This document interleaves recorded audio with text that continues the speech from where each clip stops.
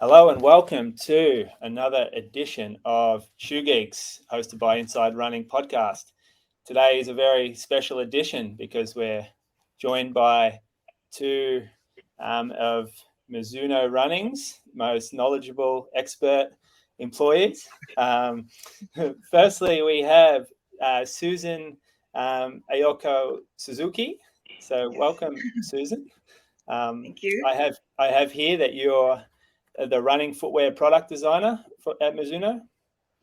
Yes, I'm a product planner, yes, at Mizuno, yes. Okay, great. And we're also joined by Shunsuke Aoi. And Shunsuke, running footwear product designer also. Yeah, so now that. So I'm managing all the planning team of running footwear. Oh, okay. So you are the head honcho. I might just ask a little bit about your background, Shunsuke, if that's okay. So how do you find yourself at Mizuno?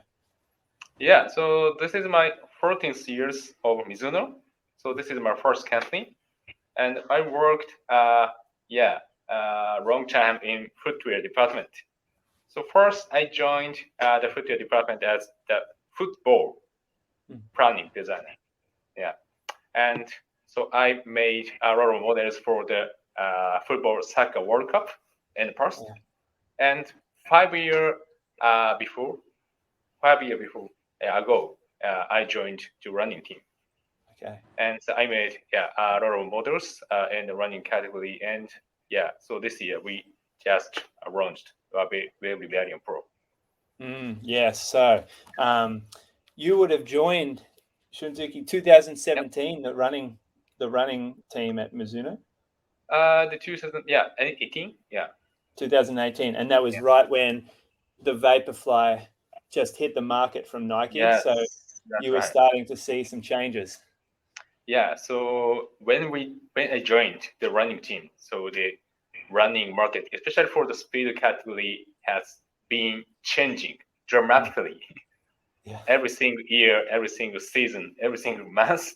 So we saw the updated technology from each of the brands. So that was a very interesting situation for me.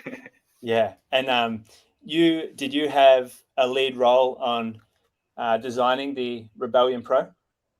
Yeah, I'm not the designer, so I'm the planner. So I cannot draw the design, but so I lead the product team. So including designer and the developer and some other team members. Okay. So the concept of the Rebellion Pro, how was that developed? Was it one particular idea that someone had? Yeah, that's right. So when we started the Rebellion Pro development project, so as I said, so the speed market is changing every day. And we started this development from scratch.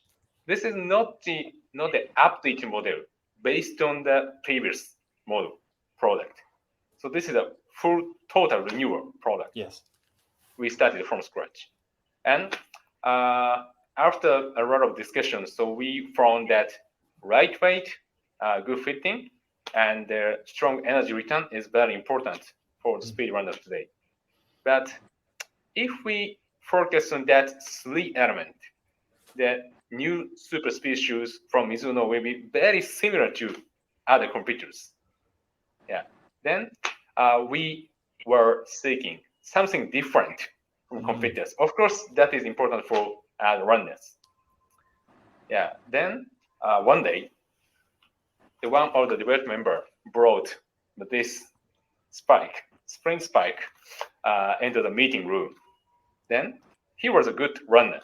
He was an elite level runner. And when he runs 5K in the track surface and the road surface, same distance but different running experience. Yeah. Then the time was faster on the track surface.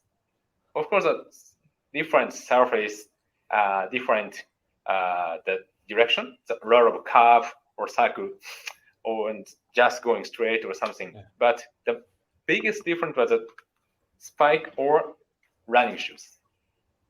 Yeah.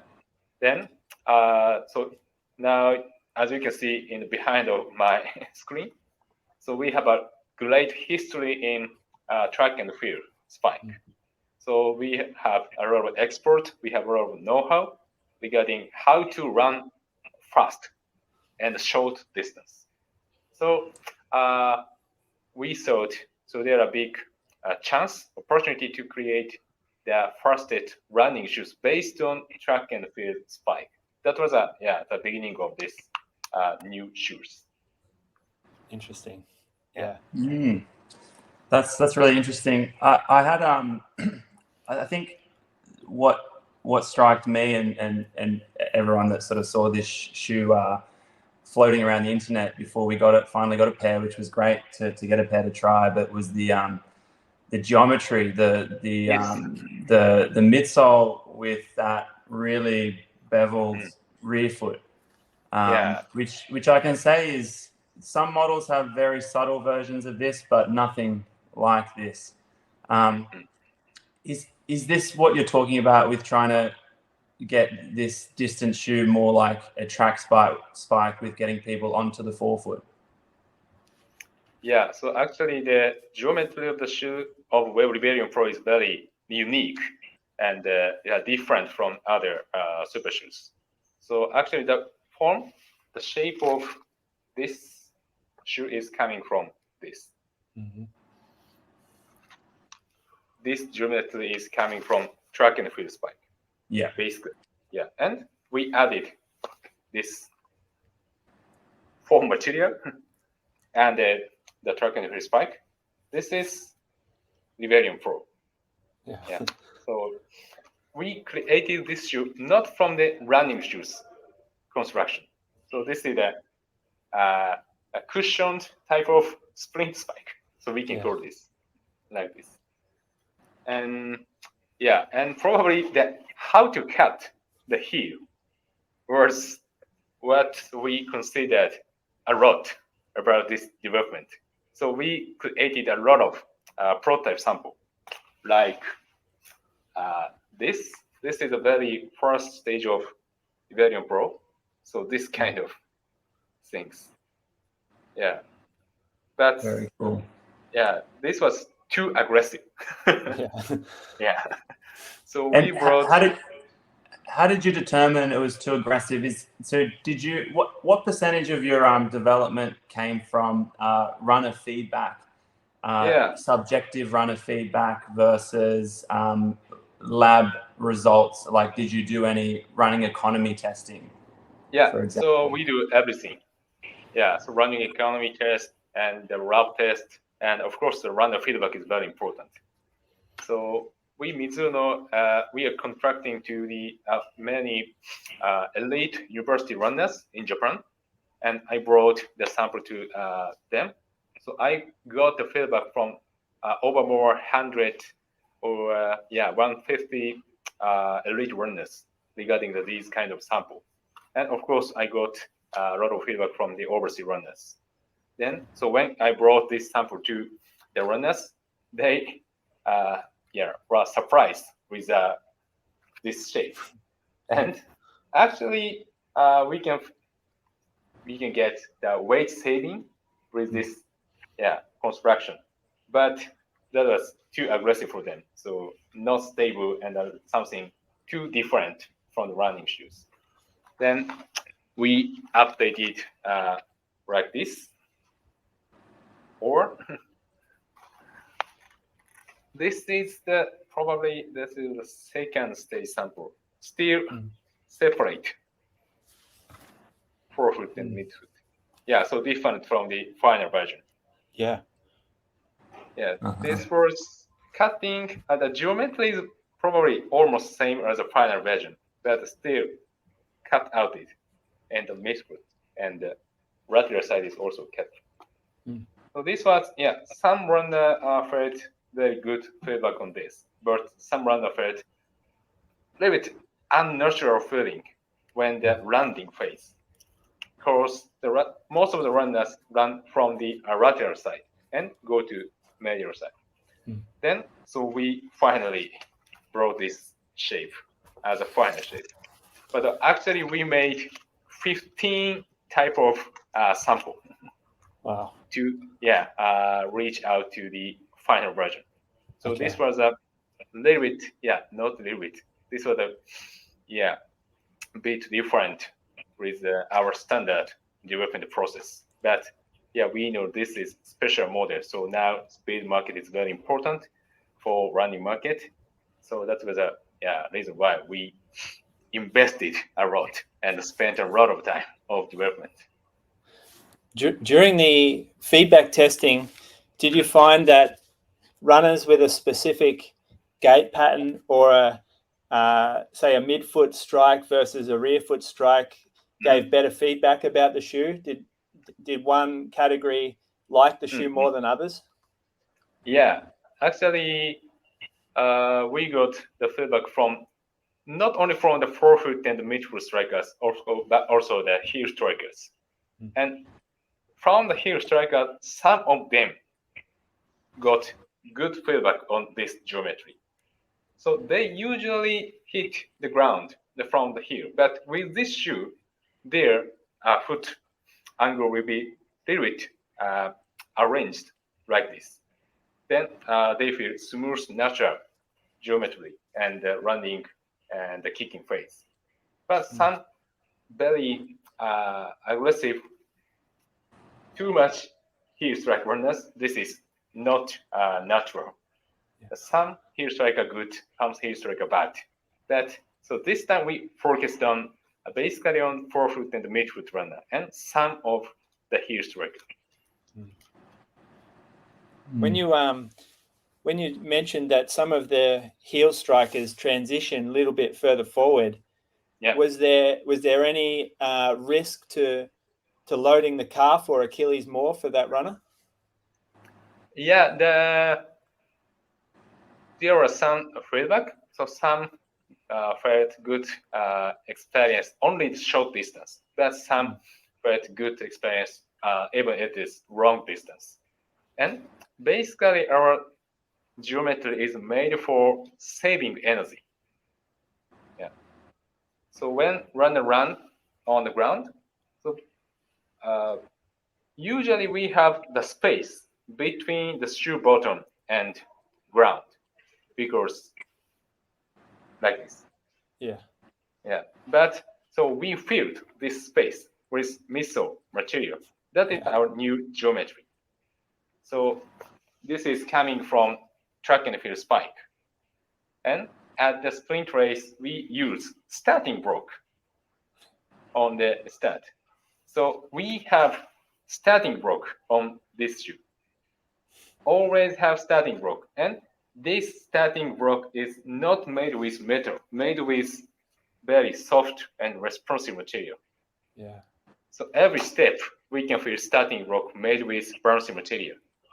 Then actually we can save the calf muscle load at least 16%. This is calculated with our laboratory. So we can save the calf muscle load with this starting block. Then save the energy. So the sprint runners can use that saved energy for their final sprint at the marathon race. Yeah, that is a benefit for using this shoe and the marathon race.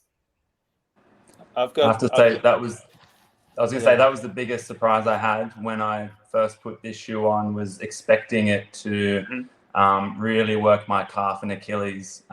But as soon as I started running it, I could feel that it wasn't going to be the case. And I think it is because of just how, like you're saying, filling in that gap, filling in the midfoot region with so much foam. You can feel it.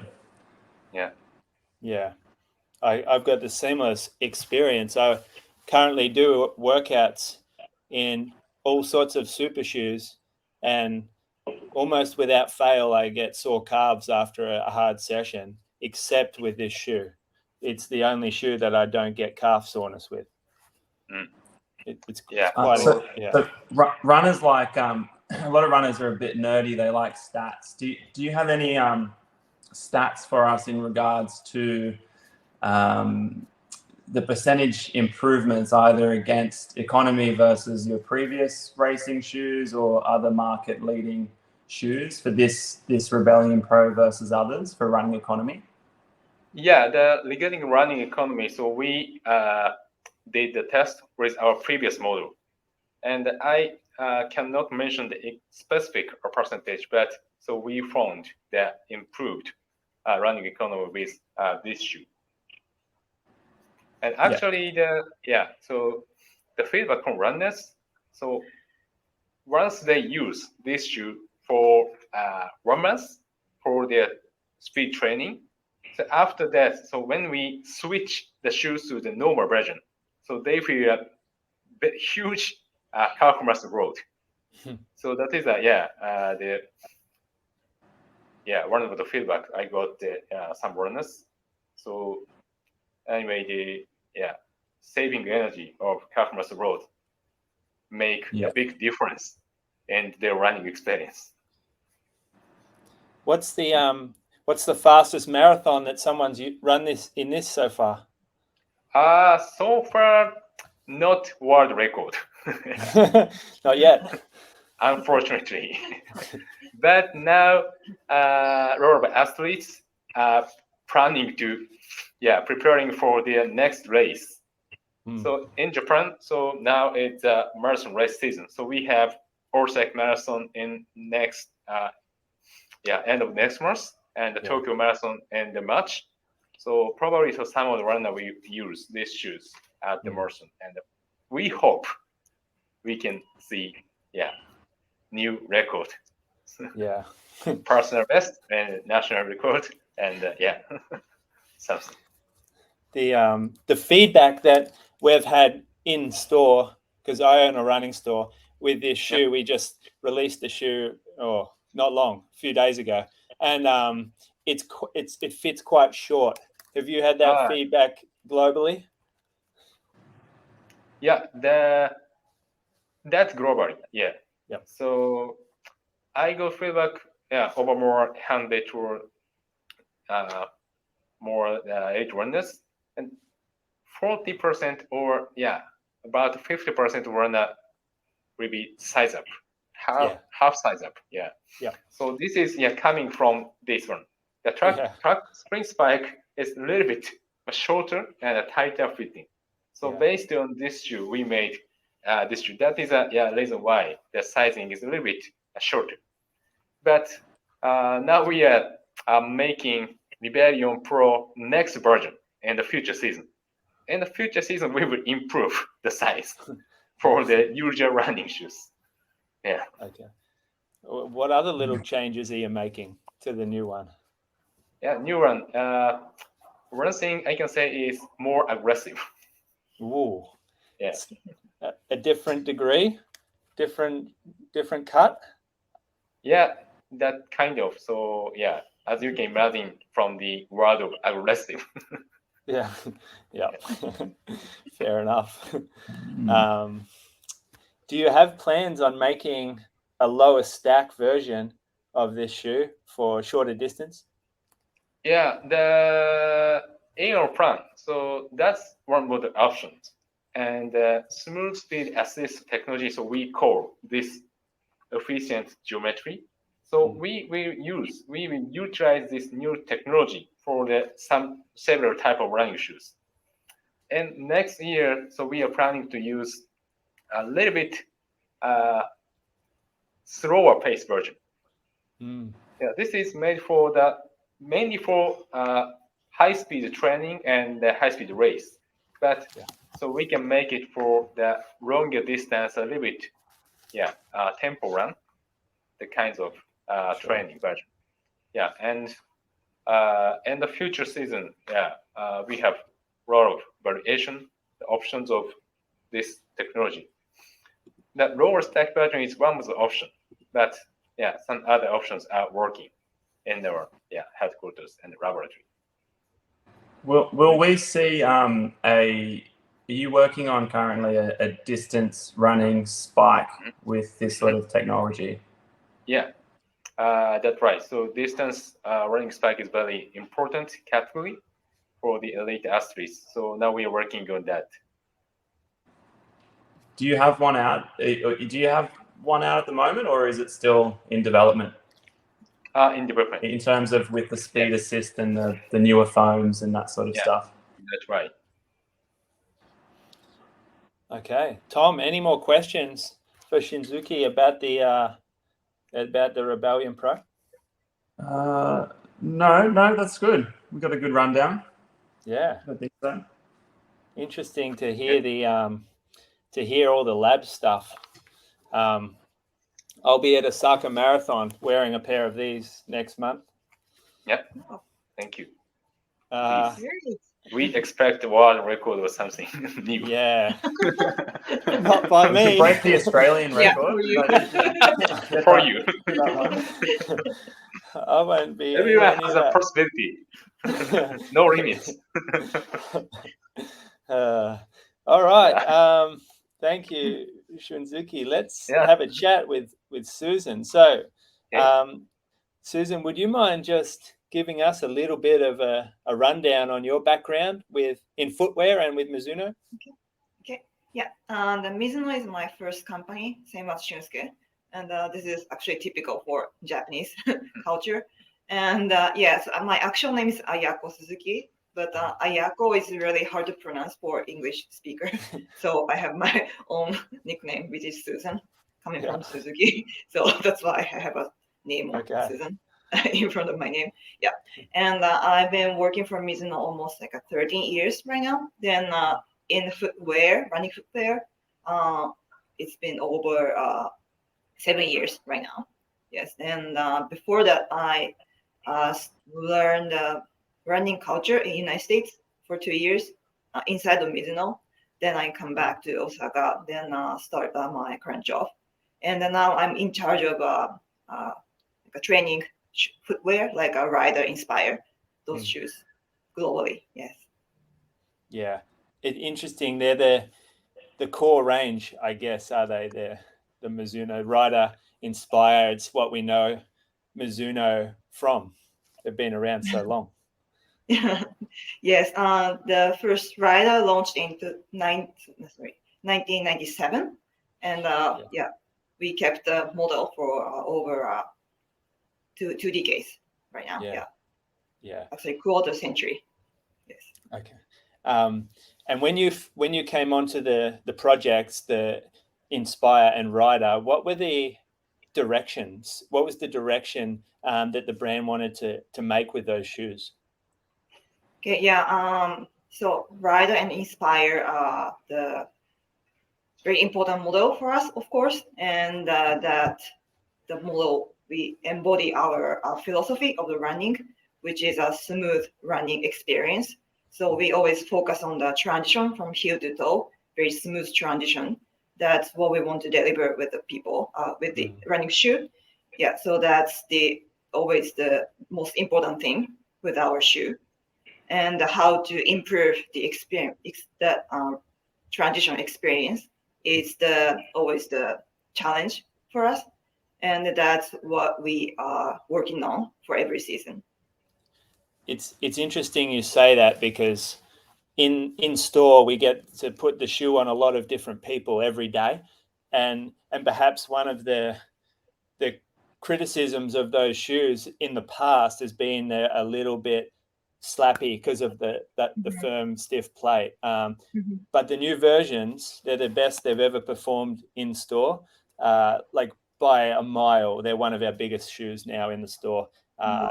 We stock multiple widths, multiple colors, and it's probably been the biggest contrast from one model to another. So we're certainly enjoying the Rider and Inspire, the Rider 26 and the Inspire 19. And what do you credit that success to?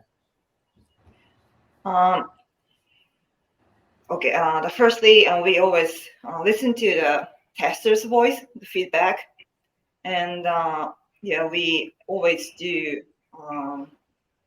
the best we can do with the season. And the last few seasons, we launched a new material, which is Mizuno Energy, the soft and more rebound material. So how we combine with the weight plate is the challenge, and that's the key of the product.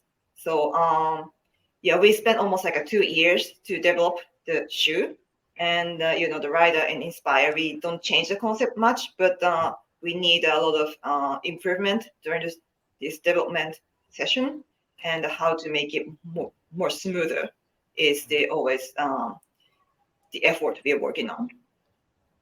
Great. So, Susan, we see it seems like across the market, there's a lot of brands are softening their shoes. The midsoles are becoming softer, and we're seeing different ways as well that brands are using stability elements in their shoes. How is Mizuno? How have you balanced that trade-off between softness and stability in these models? Okay, so because our shoes, the most iconic function is, and the component is a weight plate, and that's what what's our shoe more unique compared to the others. And by reinforcing the weight plate, changing the shapes or the thickness, we can add more support to the shoe. So we can soften the shoe with new forms, but we can adjust the stability element with the weight plate. So talking about the Ride 26, we changed the weight plate, and we added more like a 3D geometries midfoot area to reinforce the weight plate, the stability. Also, we raised those shells, height of the shells a little more to make the shoe more supportive. So we try to see the balance of the cushion and the stability. Yeah, so that's been important for us, because we see the brands come out, and even what we consider their safe or mileage shoes are becoming very flexible, very soft, maybe only last 400 kilometers before they're very compressed. So it's still important not to get too carried away with that, and that's maybe why the rider is so good. Like, it's soft, but it's still torsionally rigid. Yeah. Yes. We like it. I'll be interested in your thoughts on because I'm a podiatrist, so I see lots of injured runners coming into the clinic, and rightly or wrongly, a lot of them may attribute either a cause or to fix an injury that they may have had. And historically, it seems like running shoe brands have focused on reducing running injuries via their footwear models. Is Mizuno still kind of really focused? Is that a big sort of, is it more about the experience, or is there still a big focus on trying to reduce like running injury risk with these training models? That's actually a good question. So, the market is changing at this moment. And, some people believe the feeling is more important than the biomechanical element.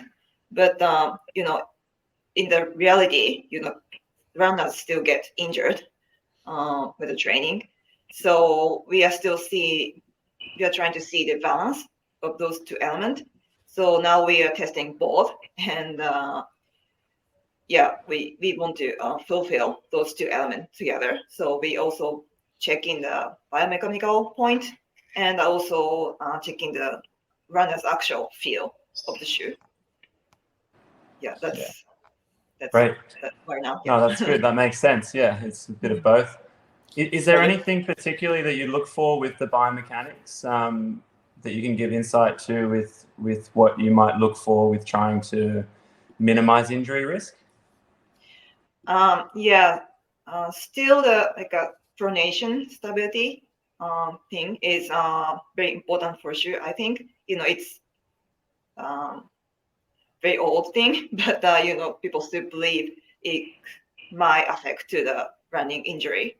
So those tests we always do with the new product testing. So we put a lot of markers on the body and measure the like a 3D movement of the body and how our shoe and the knee rotate when people run. So that's we always check and see our body move work properly with the new shoe.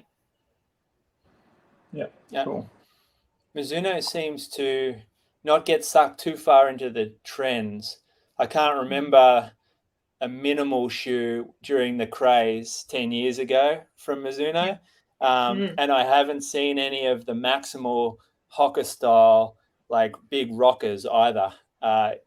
Do these concepts get discussed by Mizuno in meetings, or do we just stick to the values of the brand and the traditional concepts? Yeah, we always see the market, what's going on in the market. So actually, we launched a little bit of the minimum shoe before.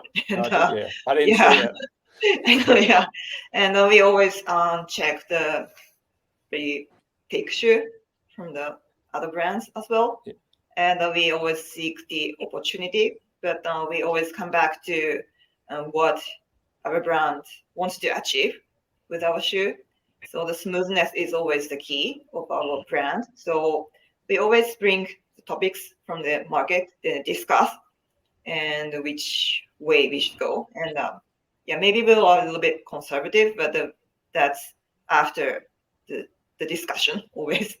And we reached to that decision. Yeah, I think that's why we like Mizuno. We know what we're going to get from a Mizuno shoe, generally speaking, whereas some other brands change things so quickly. There's no consistency model to model, and so it's hard to keep a loyal customer. But the rider, like the Mizuno customer in our store, is probably the most loyal customer of any brand that we have. Yeah. So just one more thing is when we've visited Japan in the past, we see a lot of runners train in almost like old school racing flats that are very low stack. And we see on the start line these tiny little racing flats that we've never really seen in our country before. Is that still the trend, even with the super shoe era? Is it still a trend for the Japanese runners to wear the low profile shoes? Maybe that's the basically the situation has changed in this 3 or 5 years. So Japanese elite runners wrap the specific very thin sole and right way and the fitting, so like barefoot. But now they felt the benefit from the thick midsole and improvement material. So now the situation has totally changed. But now the top of the top athletes is using the mixing both type of the shoes. For race day, they use the thick racing shoes to get the benefit from the thick new midsole material, more bouncy and proper there forward. But for their training scene, so sometimes they use the thin midsole version to train themselves. So sometimes too much benefit for every day is not good for the training purpose. So now they are using mixing type of shoes, several types of shoes for training. Very interesting. It's very interesting because I was thinking to myself the other day while I was jogging to my session in my low profile trainer with my big extra thick session racing shoe, and it was the opposite of what I used to do, jogging in the thick shoe and then session fast in the thin shoe. So it's almost gone the other way around, and I like that. I like still doing the variety, but now it seems like in Japan, and I'm kind of doing that as well a little bit in that way. It's good. Variety is good, I think. Yeah. For recovery, they use max cushion shoes, and for the usual training, the thin midsole, and speed training and race day, the thick midsole. That is now the standard type of use of the shoe. Okay. Tom, do you have any more questions for Shunsuke or Susan? I don't think so. I'll probably think of something once we finish the call. But no, I really appreciate you guys chatting to us. You're very generous with your time and information. That was really good. Don't think I have anything else. Thank you so much for your invitation. Yeah, Of that was course. a good opportunity for us. I look forward to seeing the more aggressive Rebellion Pro. Yes. Please keep it secret. Yeah. Just say All right. aggressive. Yeah. Thank you so much. Thank you.